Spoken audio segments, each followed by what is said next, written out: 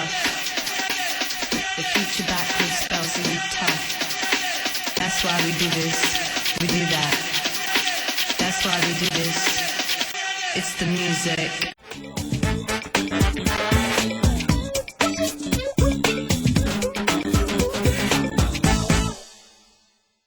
O rádio na TV ou a TV no rádio aqui pela sua Rádio Veritas FM e também TV USC. Recebemos em nossos estúdios aqui hoje Jair Oliveira. Jair, muito obrigado pela sua presença. Muito bom falar de música e, claro, dentro de um estúdio de uma emissora, melhor ainda. É verdade, Reginaldo. Pô, o prazer é meu, né? Fiquei muito feliz primeiro de ser convidado aqui para fazer esse workshop show aí que eu estou fazendo desse projeto que a gente vai falar aqui na USC e segundo, de você me convidar para vir aqui na rádio e fazer esse programa. A gente que agradece você ter aceito o convite, o que é mais importante ainda, você ter vindo até aqui, ter se disponibilizado para falar um pouquinho desse seu trabalho que já está aí com 30 anos. Como que é 30 anos de trabalho, 30 anos já correndo atrás da música? É verdade, não, é uma glória, né? Uma glória, é uma alegria enorme. Tão jovem, né? Tão jovem. Começou muito cedo, né? Comecei cedo. O pessoal, né, ouve que eu estou com 30 anos de carreira, pode imaginar aí que eu tenho mais idade do que eu tenho, porque eu estou com 36, né? Acabei de fazer 36 agora em março e comecei aos 6, né? Comecei muito cedo com meu pai e aí depois, todo mundo sabe, acabei participando durante vários anos lá com o Balão Mágico. E depois segui na música, né, vários caminhos aí possíveis na música, eu acabei trilhando alguns deles e tal, e há 30 anos que eu tenho feito o que eu gosto de fazer, cara. Essa relação do artista com a sua arte é uma coisa muito lúdica, né?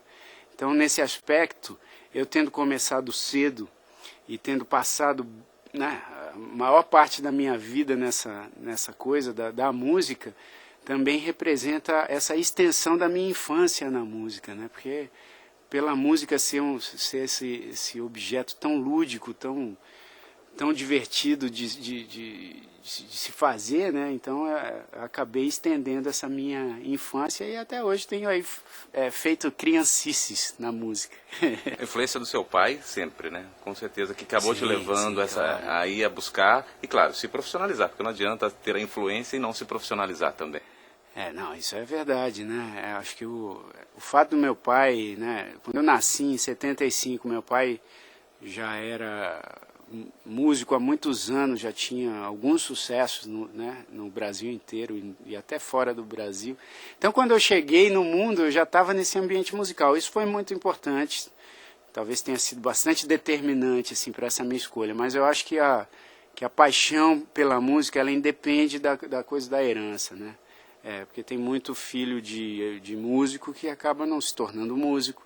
Então tem algo que vem contigo também, independente do seu pai ser músico, né, oferecer esse ambiente para você. Mas acho que juntando as duas coisas aí teve jeito. Nem eu nem minha irmã conseguimos escapar disso. Em que momento você falou, não, é isso que eu quero, vai ser minha profissão, eu vou me dedicar a isso, porque tem toda essa influência quando criança. Depois não, depois chega um momento que você tem que escolher aquilo para qual você vai servir, né? Então, que momento que chegou no Jair falar, não, agora eu vou seguir música realmente? Porque você chegou a começar jornalismo, Isso, teve todo um processo, né? Mas o jornalismo foi muito engraçado, porque eu cheguei a fazer 3 meses de jornalismo na ECA, né, na USP, mas era muito mais como um pretexto, assim, deixa eu ver, acho que eu vou fazer jornalismo para poder escrever melhor as minhas canções, né?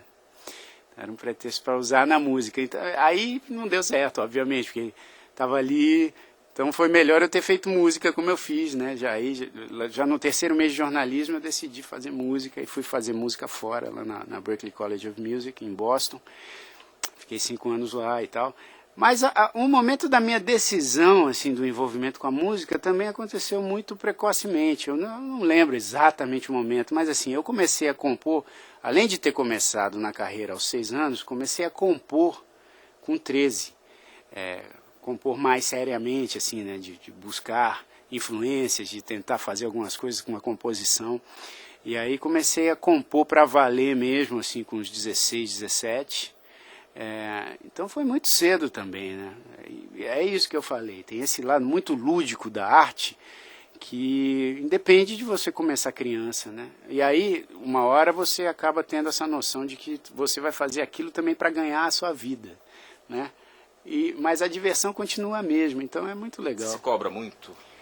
Não costumo. Claro, eu acho que eu me cobro na mesma medida que todo mundo se cobra, assim, ainda mais depois que o sujeito tem filhos, né? E eu acabei de ganhar a minha segunda filhinha, a Laura, está com 2 meses. Acho que essa cobrança aumenta mais no sentido assim do carinho que você quer deixar para os seus filhos, né? Isso não quer dizer só a proteção financeira ou, né, o futuro que você quer dar, uma boa escola e tal. Isso também faz parte, mas eu acho que também tem muito dessa coisa de você se cobrar afetivamente. Você fala assim, puxa, eu tenho que ser uma pessoa melhor para mostrar para os meus filhos. Tenho que tentar melhorar em algumas coisas para eles verem que o caminho, né, pode ser alterado e você pode mudar e pode melhorar. Então acho que nesse aspecto assim da afetividade e também da segurança financeira, enfim, você acaba se cobrando, e eu me cobro como qualquer pai que se preocupa com seus filhos se cobra, mas assim, eu já não... E por um outro lado, a questão da carreira, depois que ela já está meio definida, você passa a ser mais tranquilo com isso, né? Você passa a cobrar menos.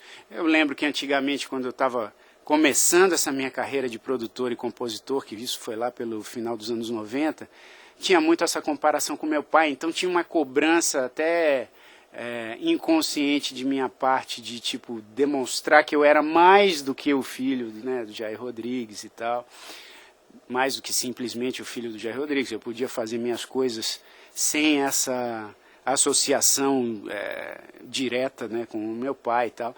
Mas hoje em dia, cara, isso é muito tranquilo para mim, assim. Eu acho que o trabalho do meu pai está inserido no meu e sempre estará.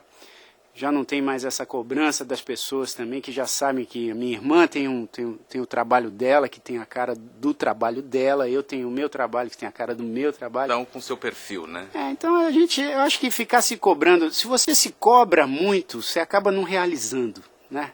É a tal da coisa da obra também, que é aquela coisa que muita gente fala, se você fica muito cobrando a obra de um jeito, não, tem que ser assim, você não termina nunca.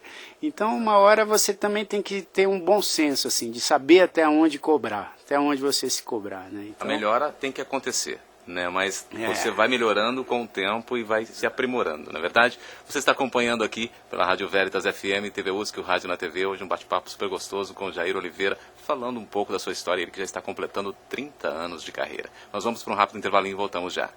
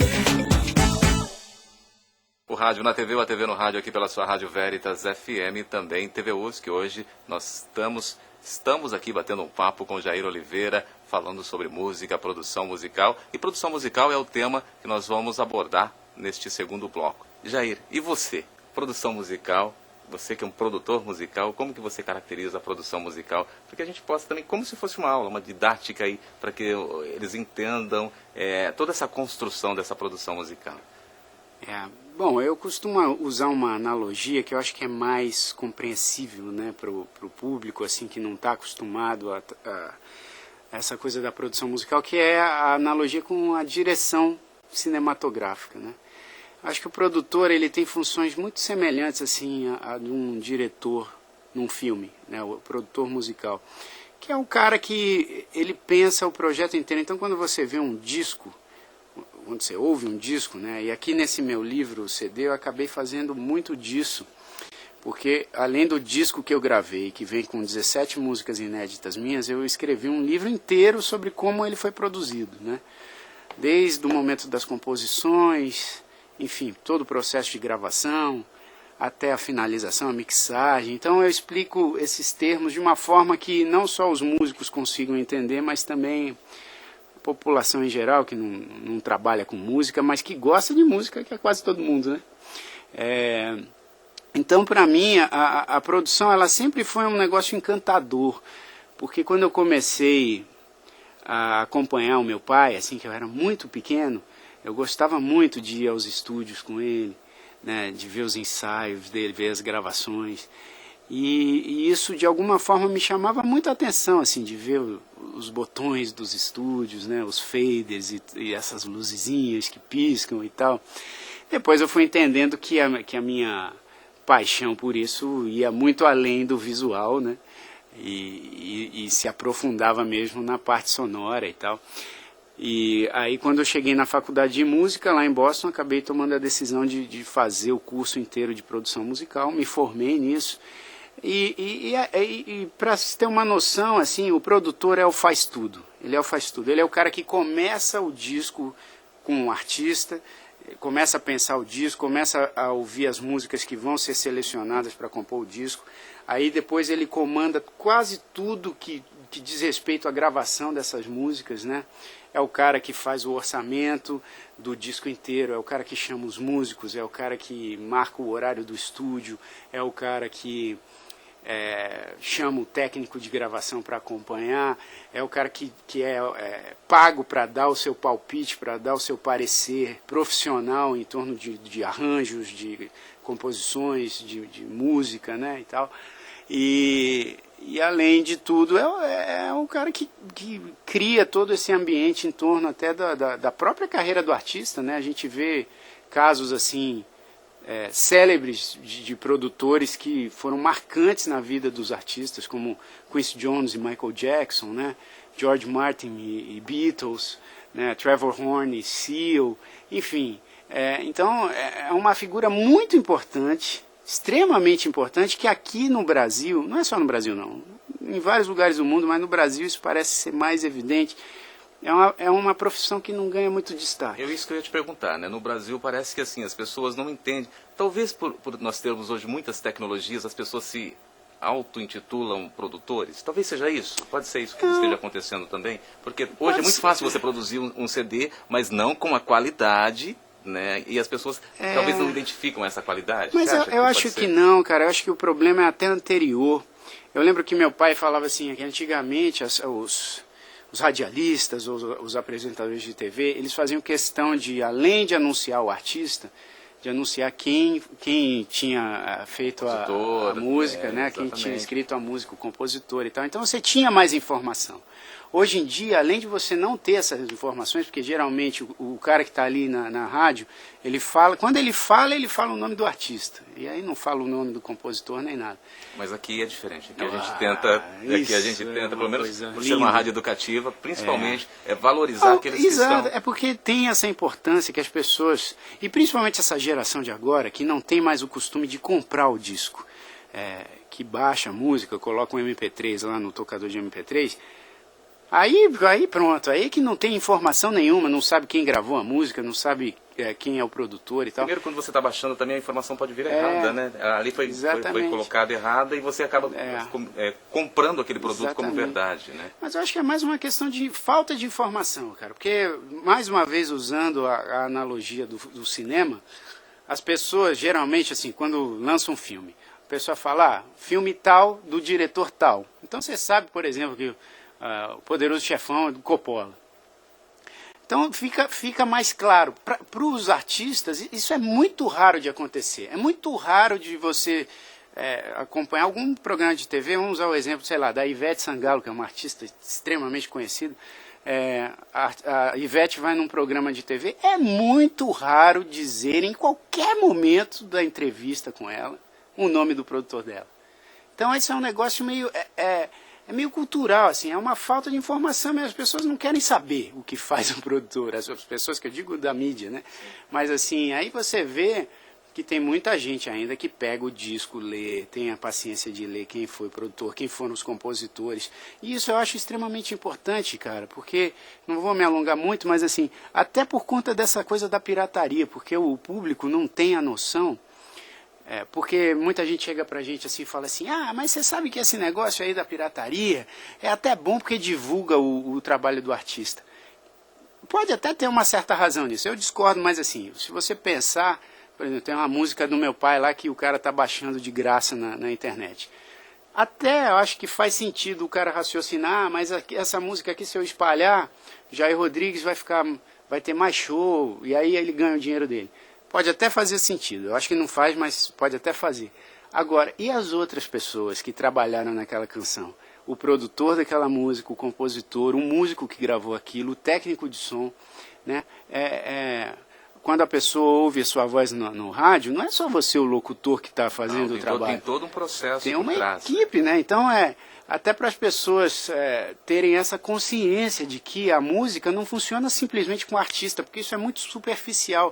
Você pegar a cara do cara que está cantando e colocar como se ele fosse o único responsável por aquele trabalho artístico, né? E não é, tem toda uma equipe. Então isso é uma falta de comunicação, uma falta de informação que eu acho que é meio cultural brasileiro, que tinha que mudar um pouco, para as pessoas terem uma noção de que a indústria musical é uma indústria que emprega muita gente, não é só o cantor da banda que o cara vê na TV.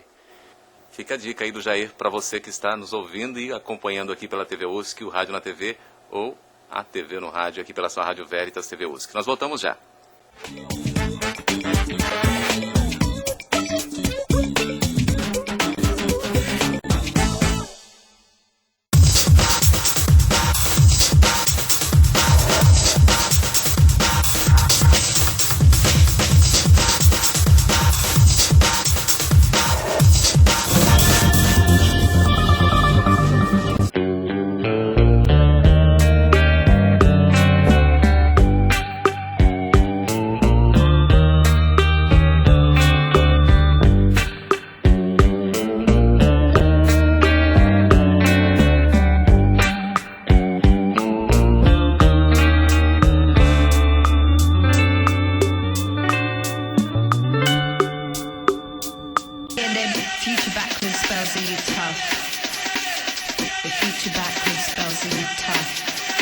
That's why we do this, we do that. That's why we do this. It's the music.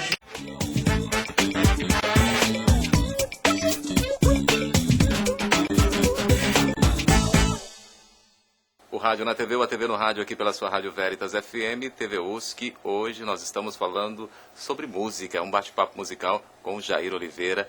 Ô Jair, como que foi produzir? Nós estávamos falando no bloco anterior sobre essa produção musical. Como foi produzir o Tom Zé? Nós sabemos, muitos talvez não saibam que você produziu aquele material do Tom Zé. Eu produzi algumas coisas já para o Tom Zé, né? Mas o disco inteiro que eu cheguei a produzir para ele foi o Estudando Pagode, em 2005. Foi incrível, cara. Foi outra faculdade, e isso eu falo sem o menor erro, né? Sem a menor chance de me equivocar, porque foi mesmo. Para mim foi. O Tom Zé, a gente sabe que é um artista fenomenal, né? Passou algum tempo aí escondido, né? Por conta, enfim, dessa coisa também da informação que não chega às pessoas. Mas graças a Deus, através do David Byrne, ele voltou à ativa. Ele já estava quase desistindo da música, isso é uma história que ele sempre conta. E ele voltou e eu tive a chance de produzir alguma coisa para ele nesse retorno, né? E ele está aí a milhão fazendo várias coisas interessantíssimas. E, cara, você trabalhar com um cara genial da música é muito bom, porque você aprende muitas coisas mesmo sem querer. Né? Então, e na minha carreira como produtor, o disco do Tom Zé foi o disco mais longo, assim, para finalizar. Né? Geralmente eu levo 3 ou 4 meses para fazer um disco, do Tom Zé eu levei 9, porque foi um processo muito diferente do meu. O Tom Zé é um cara que ele tem um cuidado muito grande, né? Eu também tenho, mas assim, ele tem esse cuidado de pegar uma letra aí, não tá legal, aí muda, aí quando ele acha que tá tudo bem, aí depois tem uma outra ideia, ele vem, retorna a canção, né? Então é um processo de construção mesmo. E foi muito legal, cara, foi muito legal. Eu tive a chance já de produzir MPB4, meu pai, Tom Zé. Eu queria que você fizesse essa relação um pouco, né? Para produzir só para a sua irmã, o Pedro Minha Mariano, irmã, né? isso, a Luciana Mello, o Simoninha, os meus próprios discos. Então eu tive a chance de trabalhar com artistas interessantíssimos, não só o Tom. O Tom foi um processo muito legal e deu um resultado enorme, assim, porque as pessoas, graças a Deus, gostaram bastante dessa ligação minha com ele, né? Porque ficou muito com a cara do Tom Zé, mas também dá para perceber muito da minha produção, do meu trabalho como produtor lá. E foi um disco super bem recebido pela crítica, mas todos os discos desses artistas que eu produzi me ensinaram muito, assim. É legal, isso eu falo nessas palestras que eu tenho dado, que quando você tem a chance de produzir alguém, é muito interessante, porque para mim como artista é uma coisa fantástica, porque apesar, por exemplo, da genialidade do Tom Zé, quando você produz o cara, quando você produz um artista, você está exposto também, não só à genialidade daquele artista, você está exposto à fragilidade dele. O artista se coloca nu na sua frente como um produtor. Com ele em todo o processo, né? Todas as inseguranças, né? Então tem esse outro lado que pouca gente fala da vida do artista, mas é muito poderoso isso, porque eu como produtor eu tenho a chance de não só me identificar com isso, porque eu como artista tenho minhas inseguranças, tenho as minhas falhas. Sim, todos nós temos, né? Né? E aí você vê, você fala assim, puxa, esse cara é meu ídolo e ele tem insegurança, ele tem falha, ele tem incertezas, e isso é demais. É humano, né? É humano, humano, isso é que é legal da música e do ser humano, você aprende com essas coisas também, né? Então a vida do produtor é boa por conta disso também. E agora, vamos falar um pouquinho desses seus projetos, esse projeto que você está aqui na universidade também fazendo, né, esse livro, esse disco, esse CD, como que é esse processo? E também vamos falar um pouquinho para a gente possa finalizar o tempo nosso, queríamos que tivéssemos mais tempo, né, para que a gente pudesse aí explanar muito mais assuntos, porque a gente percebe que tem aí uma sabedoria com a música que é impressionante e que, claro, e os nossos telespectadores, os ouvintes estão aqui podendo constatar. Fala um pouquinho desse trabalho seu aqui que está aqui. Não é o mais recente, porque eu esse ano decidi fazer um disco em parcelas pela internet. É uma outra ideia que eu tive aí para fazer, que é fazer uma música por mês. Então no meu site lá, o jairoliveira.com.br, tenho subido uma música por mês. A gente começou agora em março, então já tem 2 lá. Até o final do ano teremos 10, e esse vai ser meu disco para 2011. 2012 vou continuar fazendo, e o legal desse projeto é que assim, eu me desamarrei dessa coisa do conceito do disco. Como é uma música por mês, eu chamo quem eu quiser para me ajudar a produzir, para fazer arranjo, então uma música não tem essa obrigação de ser parecida conceitualmente com a outra. E o legal é que o público sabe, é uma espécie de álbum cast, assim, o público sabe que todo final de mês vai ter uma música minha lá. E a utilização dessa mídia, dessa comunicação isso, que é aí sempre expandindo, né? Exatamente. Agora, esse aqui eu lancei o ano passado, também não tem nem um ano que eu lancei. Esse foi um projeto que me deu muito orgulho, me deu muito trabalho também, porque além de fazer o disco, que já é um trabalhão, eu na mesma época chegava em casa depois da gravação do disco e tinha que fazer uma espécie de diário da produção do disco. Então eu escrevi o livro inteiro, fui eu mesmo que escrevi.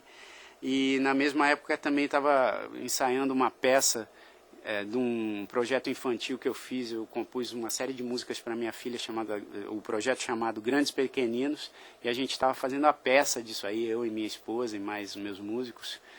Então foi um processo bem trabalhoso. Eu dormia, 3 horas por noite, 3, 4 horas por noite, mas também me deu uma alegria enorme, porque é um livro que eu sempre quis fazer. Eu tive essa ideia, aí a Leia, que é a editora do livro, topou fazer. Então tem tudo aqui explicando o processo de gravação, como é o meu processo de produção. Então, acho que para quem gosta de música, não só para quem acompanha o meu trabalho, acho que para quem gosta de música, isso já me deixou muito feliz, porque no meu Twitter, por exemplo, eu tenho recebido muita mensagem de músicos assim que falam: puxa, que legal que você lançou esse livro, porque eu tinha uma série de questões, de dúvidas em relação à minha própria produção, e esse livro me mostrou um caminho. Também para quem tem aí, está pensando em fazer música, também possa entender um processo. Mais verdade? Informação para o pessoal que gosta de música, né?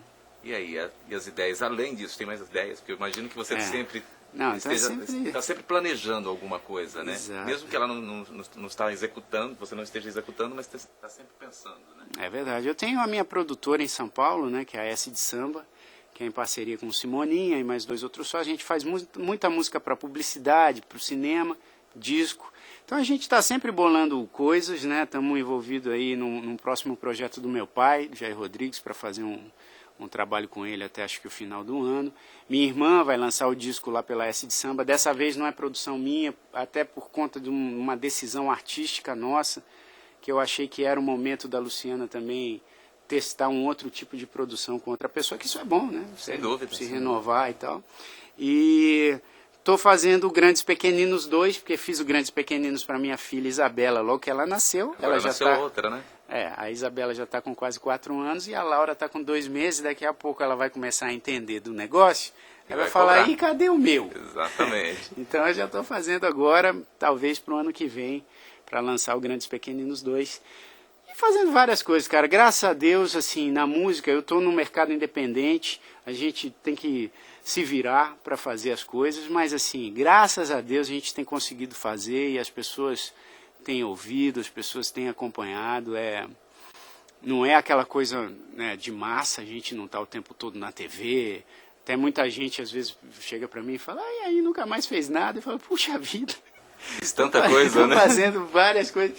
Mas, assim, é legal porque da mesma forma, também tem muita gente que acompanha, que segue, que espera que a gente continue nessa batalha, né? Não só eu, mas eu, Simoninha, minha irmã, Max de Castro, Pedro Mariano, nessa batalha de sempre trazer coisas novas, mesmo que não seja através do grande mercado da música.